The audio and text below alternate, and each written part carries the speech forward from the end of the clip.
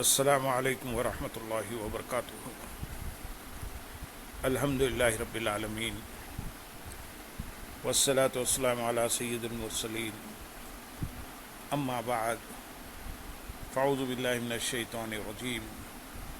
بسم اللہ الرحمن الرحیم۔ برادران عزیز و معزز خواتین، آج کی اس نشست میں سورۃ النمل کی آیت نمبر 83 سے آیت نمبر 93 تک تمام آیات کا ترجمہ و تفسیر پیش کرنے کی سعادت حاصل کی جائے گی۔ وَيَوْمَ نَحْشُرُ مِن كُلِّ أُمَّةٍ فَوْجًا مِّمَّن يُكَذِّبُ بِآيَاتِنَا فَهُمْ يُوزَعُونَ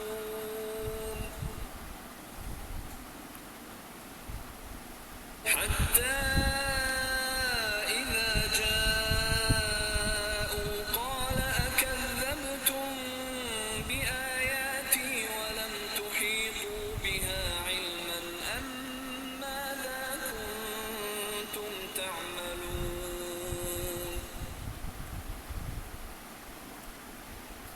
وَوَقَعَ الْقَوْلُ عَلَيْهِم بِمَا ظَلَمُوا فَهُمْ لَا يَنطِقُونَ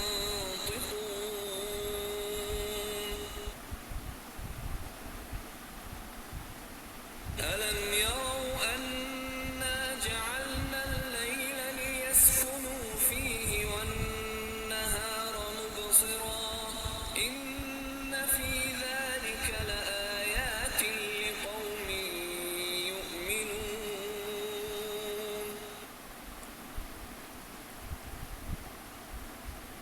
وَيَوْمَ يُنفَخُ فِي الصُّورِ فَفَزِعَ مَن فِي السَّمَاوَاتِ وَمَن فِي الْأَرْضِ إِلَّا مَن شَاءَ اللَّهُ وَكُلٌّ أَتَوْهُ دَاخِرِينَ وَتَرَى الْجِبَالَ تَحْسَبُهَا جَامِدَةً وَهِيَ تَمُرُّ مَرَّ السَّحَابِ صُنْعَ اللَّهِ الَّذِي أَتْقَنَ كُلَّ شَيْءٍ إِنَّهُ خَبِيرٌ بِمَا تَفْعَلُونَ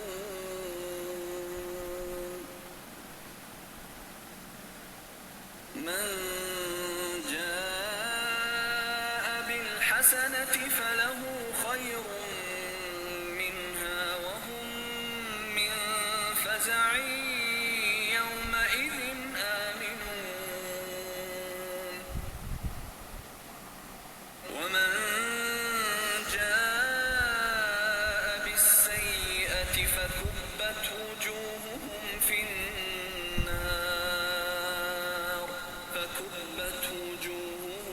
النَّارِ هَلْ تُجْزَوْنَ إِلَّا مَا كُنتُمْ تَعْمَلُونَ إِنَّمَا أُمِرْتُ أَنْ أَعْبُدَ رَبَّ هَٰذِهِ الْبَلْدَةِ الَّذِي حَرَّمَهَا وَلَهُ كُلُّ شَيْءٍ وَأُمِرْتُ أَنْ أَكُونَ مِنَ الْمُسْلِمِينَ وَأَنْ أَتْلُوَ الْقُرْآنَ فَمَنِ اهْتَدَىٰ فَإِنَّمَا يَهْتَدِي لِنَفْسِهِ وَمَن ضَلَّ فَقُلْ إِنَّمَا أَنَا مِنَ الْمُنذِرِينَ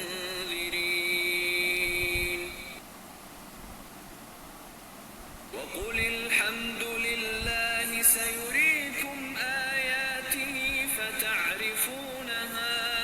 وَمَا رَبُّكَ بِغَافِلٍ عَمَّا تَعْمَلُونَ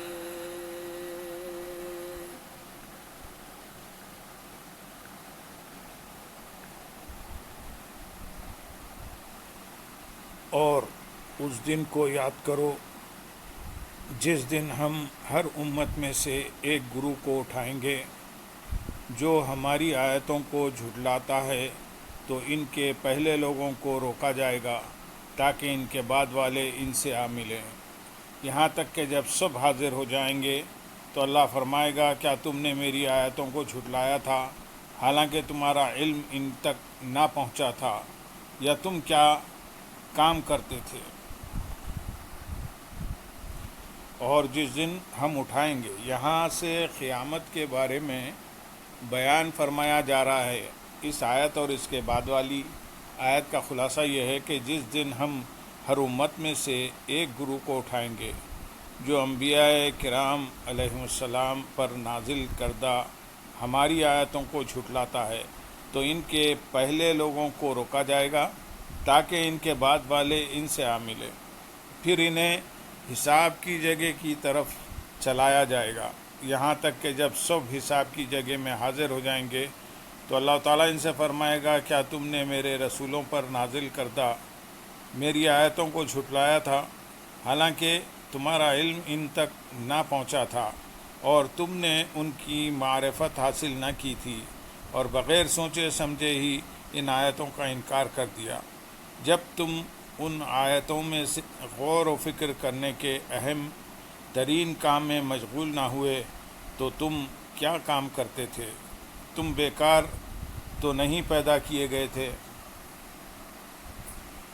آیت نمبر 85 میں ارشاد ہے، اور ان پر ان کے ظلم کے سبب بات واقع ہو چکی تو وہ اب کچھ نہیں بولتے، یعنی ان کے شرک کے سبب ان پر عذاب ثابت ہو چکا تو وہ اب کچھ نہیں بولتے، کیونکہ ان کے لیے کوئی حجت اور کوئی گفتگو باقی نہیں ہے۔ اس آیت کا ایک معنی یہ بھی بیان کیا گیا ہے کہ اللہ تعالیٰ کی آیتوں کو جھٹلانے کی وجہ سے ان پر عذاب اس طرح چھا جائے گا کہ وہ بول نہ سکیں گے۔ اس آیت سے معلوم ہوا کہ قیامت کے دن کفار پر ایک وقت ایسا آئے گا کہ جب وہ بول نہ سکیں گے۔ آیت نمبر 86 میں ارشاد ہے، کیا انہوں نے نہ دیکھا کہ ہم نے رات بنائی تاکہ وہ اس میں آرام کریں اور دن کو آنکھیں کھولنے والا بنایا، بے شک اس میں ان لوگوں کے لیے ضرور نشانیاں ہیں جو ایمان رکھتے ہیں۔ اس آیت میں مرنے کے بعد دوبارہ اٹھائے جانے پر دلیل ہے، کیونکہ جو دن کی روشنی کو رات کی تاریکی سے اور رات کی تاریکی کو دن کی روشنی سے بدلنے پر قادر ہے، وہ مردے کو زندہ کرنے پر بھی قادر ہے۔ نیز لیل و نہار کے انقلاب سے یہ بھی معلوم ہوتا ہے کہ اس میں لوگوں کی دنیاوی زندگی کا انتظام ہے، تو یہ عبث نہیں کیا گیا بلکہ اس زندگانی کے اعمال پر عذاب و ثواب کا ترتیب مخاطہ حکمت ہے، اور جب دنیا دار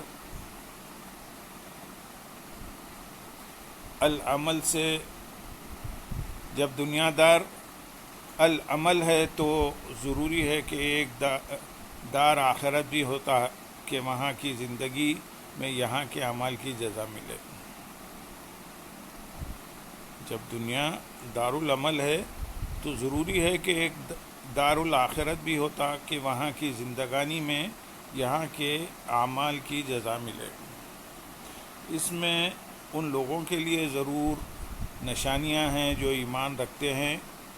یعنی رات کو آرام کے لیے اور دن کو کام کاج کے لیے بنانے میں ان لوگوں کے لیے ضرور اللہ تعالیٰ کی قدرت کی نشانیاں ہیں جو ایمان رکھتے ہیں۔ دن اور رات کے بنانے میں اگرچہ تمام مخلوق کے لیے نشانیاں ہیں، لیکن یہاں ایمان والوں کا بطور خاص اس لیے ذکر فرمایا گیا کہ صرف ایمان والے ہی ان نشانیوں سے فائدہ حاصل کرتے ہیں۔ آیت نمبر 87 میں ارشاد ہے، اور جس دن سور میں پھونکا جائے گا تو جو آسمانوں میں ہیں اور جو زمین میں ہیں سب گھبرا جائیں گے، مگر وہ جنہیں اللہ چاہے، اور سب اس کے حضور عاجزی کرتے حاضر ہوں گے. یعنی جس دن اللہ تعالیٰ کی اجازت سے حضرت اسرافیل علیہ السلام سور میں پھونکیں گے تو اس کی آواز سن کر زمین و آسمان کے تمام جاندار خوف زدہ ہو جائیں گے اور اسی خوف کی وجہ سے مر جائیں گے.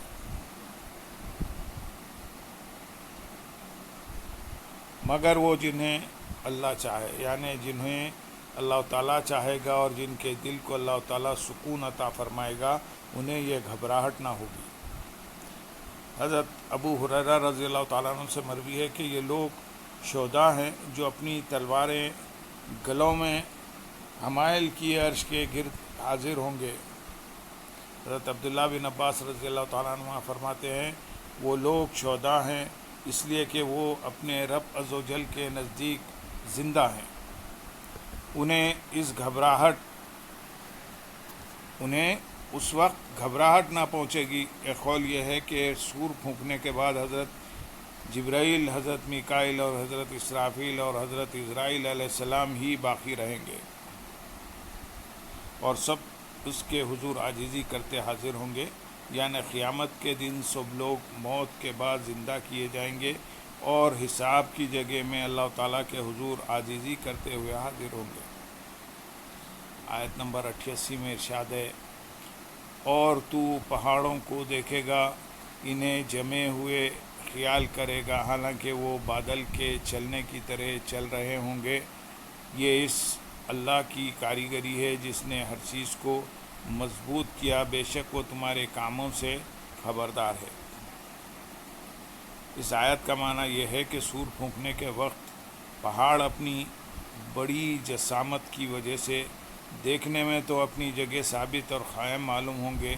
اور حقیقت میں وہ بادلوں کی طرح انتہائی تیز چلتے ہوں گے.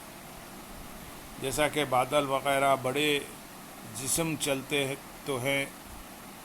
لیکن حرکت کرتے ہوئے معلوم نہیں ہوتے، یہاں تک کہ وہ پہاڑ زمین پر گر کر اس کے برابر ہو جائیں گے، پھر ریزہ ریزہ ہو کر بکھر جائیں گے. آیت نمبر 90 اور 90 میں ارشاد ہے، جو نیکی لائے اس کے لیے اس سے بہتر صلہ ہے اور وہ اس دن کی گھبراہٹ سے امن و چین میں ہوں گے، اور جو برائی لائے گا تو ان کے چہرے آگ میں الٹے کر دیے جائیں گے. اے لوگوں، تمہیں تمہارے اعمال ہی کا بدلہ دیا جائے گا. نیکی سے مراد کلمہ توحید کی شہادت ہے. بعض مفسرین نے فرمایا کہ اس سے مراد عمل میں اخلاص ہے، اور بعض نے کہا کہ اس سے مراد ہر وہ نیکی ہے جو اللہ تعالیٰ کے لیے ہو. آیت کا خلاصہ یہ ہے کہ جو نیکی لائے اس کے لیے اس سے بہتر صلہ یعنی جنت اور ثواب ہے، اور وہ نیک لوگ قیامت کے دن کی اس گھبراہٹ سے امن و چین میں ہوں گے جو عذاب کے خوف کی وجہ سے ہوگی. یاد رہے کہ یہاں جس گھبراہٹ کا ذکر ہے وہ اس گھبراہٹ کے علاوہ ہے جس کا اس آیت میں ذکر ہوا ہے. یہاں برائی سے مراد شرک ہے. آیت کا خلاصہ یہ ہے کہ جو شرک لائیں گے وہ اوندھے منہ آگ میں ڈالے جائیں گے اور جہنم کے خازن ان سے کہیں گے تمہیں تمہارے شرک اور گناہ ہی کا بدلہ دیا جائے گا. آیت نمبر 91 میں ارشاد ہے، مجھے تو یہی حکم ہوا ہے کہ میں اس شہر مکہ کے رب کی عبادت کروں جس نے اسے حرمت والا بنایا ہے اور ہر شے اسی کی ملکیت ہے، اور مجھے حکم ہوا ہے کہ فرما برداروں میں سے رہوں. قیامت کے ابتدائی واقعات اور قیامت قائم ہونے کے بعد کے چند احوال بیان کرنے کے بعد اللہ تعالیٰ نے اپنے حبیب صلی اللہ علیہ وسلم سے فرمایا کہ آپ فرما دیجئے مجھے تو یہی حکم ہوا ہے کہ میں اس شہر مکہ کے رب عز و جل کی عبادت کروں اور اپنی عبادت اس رب عز و جل کے ساتھ خاص کروں جس نے اسے حرمت والا بنایا ہے کہ وہاں نہ کسی انسان کا خون بہایا جائے، نہ کوئی شکار مارا جائے اور نہ وہاں کی گھاس کاٹی جائے. اور ہر شے حقیقی طور پر اسی کی ملکیت ہے، اور اس ملکیت میں اس کا کوئی شریک نہیں، اور مجھے یہ حکم ہوا ہے کہ فرما برداروں میں سے رہوں۔ آیت میں مکہ مکرمہ کا ذکر اس لیے ہوا ہے کہ وہ نبی کریم صلی اللہ علیہ وسلم کا وطن اور وہی نازل ہونے کی جگہ ہے۔ آیت نمبر 92 اور 93 میں ارشاد ہے، اور یہ کہ میں قرآن کی تلاوت کروں تو جس نے ہدایت پائی تو اس نے اپنی ذات کے لیے ہی ہدایت پائی، اور جو گمراہ ہو تو تم فرما دو کہ میں تو صرف ڈرانے والوں میں سے ہوں، اور تم فرماؤ سب خوبیاں اللہ کے لیے ہیں، ان قریب وہ تمہیں اپنی نشانیاں دکھائے گا تو تم انہیں پہچان لوگے، اور اے حبیب